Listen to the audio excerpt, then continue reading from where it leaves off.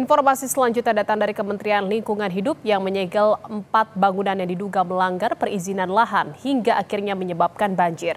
Menteri Lingkungan Hidup menegaskan pemerintah tak hanya menyegel lokasi wisata, tetapi juga akan dibawa ke ranah pidana.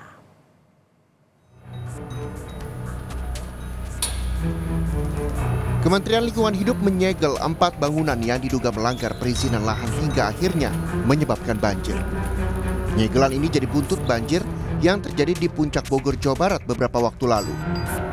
Tercatat, 4 bangunan tempat wisata disegel, yaitu pabrik teh yang berada di Telaga Saat, Argo Wisata Gunung Mas, wahana wisata Hibis Fantasi, dan lokasi wisata petualangan Iger yang masih dalam proses pembangunan di Kecamatan Megamendung, Kabupaten Bogor.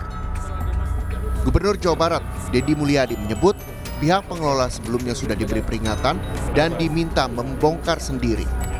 Namun peringatan tidak dijalankan hingga Deddy memerintahkan pembongkaran Kamis siang.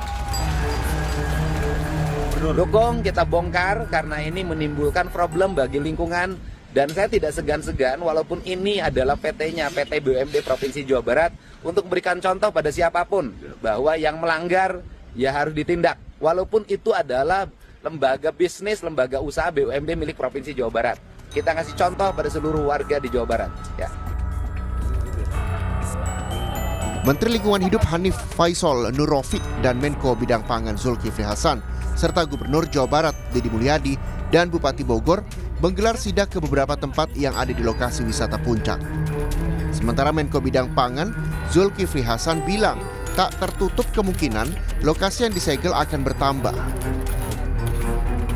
Kami dari LH dapat aduan masyarakat begitu banyak, ya, dan juga dampak banjir yang terjadi luar biasa.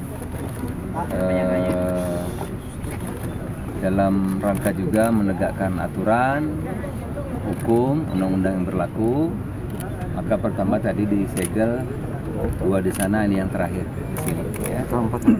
Banyak aja disegel aja apa? Hari ini 4, malam 4 hari ini. Jadi ini yang keempat hari ini. Besok mungkin nambah lagi.